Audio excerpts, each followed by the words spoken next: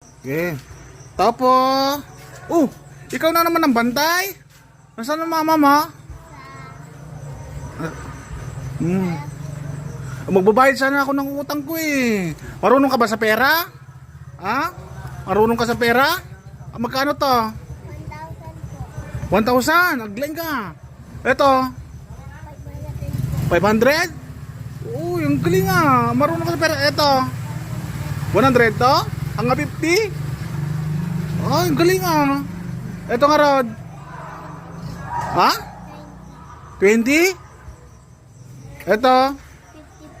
50? Sigurado ka? Hindi 20 to?